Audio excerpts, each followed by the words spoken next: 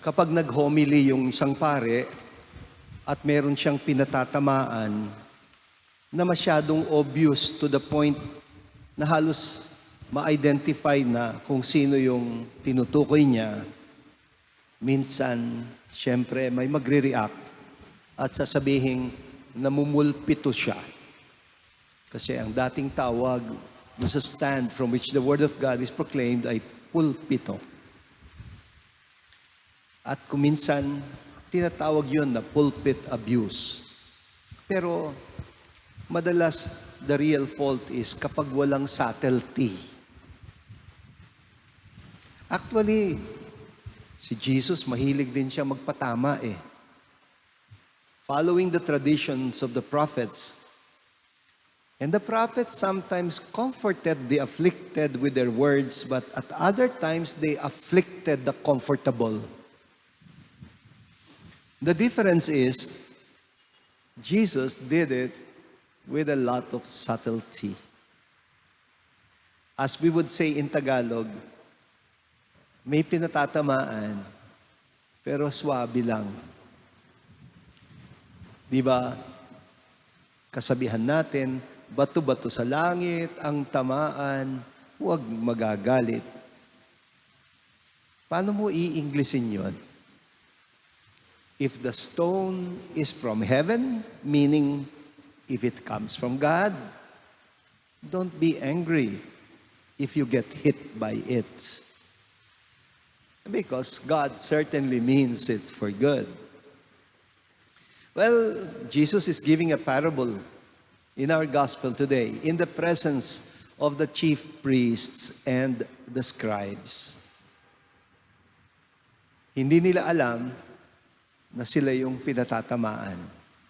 They don't immediately realize it until gradually they realize it. Because they're hit. Tinamaan sila. They get the point only after being made to participate in the storytelling.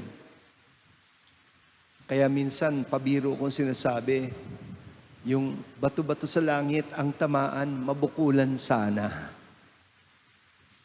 Kasi nabukulan sila nang hindi nila nalalaman.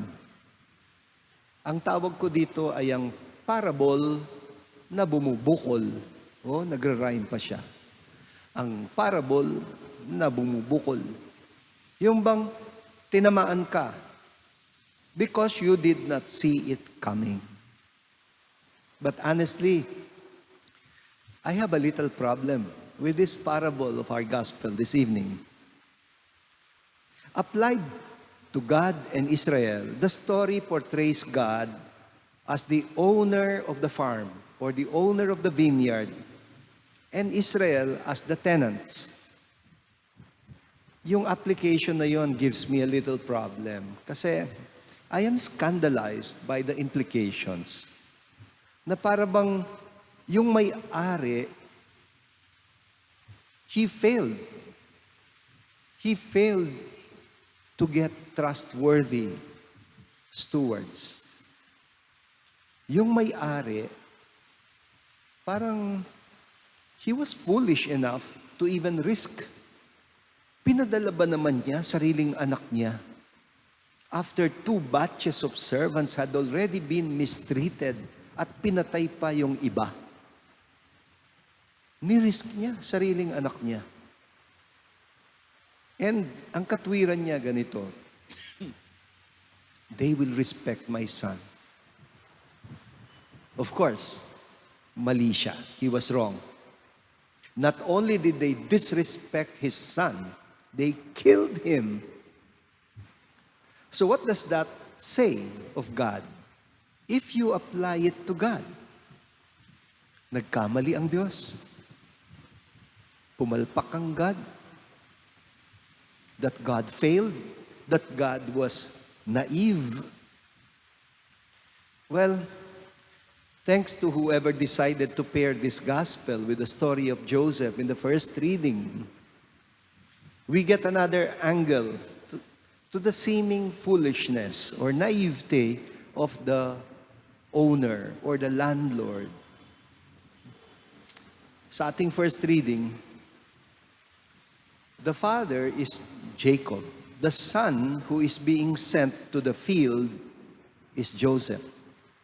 The people he is sending them to are not even tenants or strangers. Mga anak din ni Jacob. Kaya nga, maintindihan mo bakit pinagkatiwala niya si Joseph. He was sending a younger son to his elder siblings. Malay-malay ba niya na meron palang nakatagong galit at inggit itong mga kapatid sa nakababata nilang kapatid na si Joseph. It's a terrible story, you know. I am sure if Jacob loved Joseph, he also loved the other children.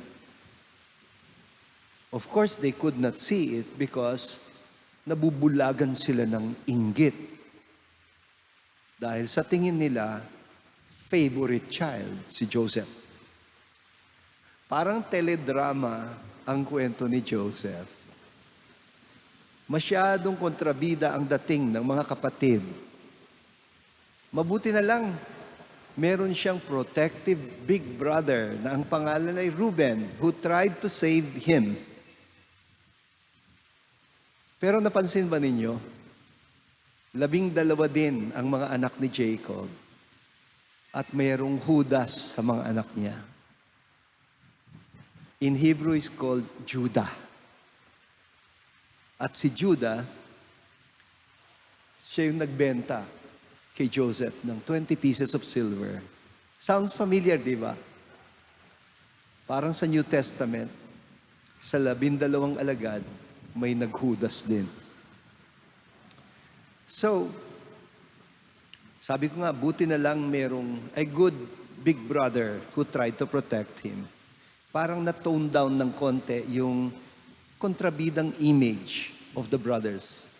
They were really just normal people like you and me. Well, the story shows how God could write straight, even with crooked lines.